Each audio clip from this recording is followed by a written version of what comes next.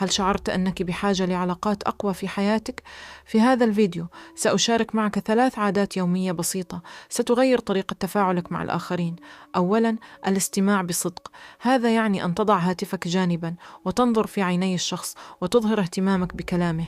عندما يشعر الآخر بالاستماع الحقيقي تتوطد الثقة. ثانياً، إظهار التقدير.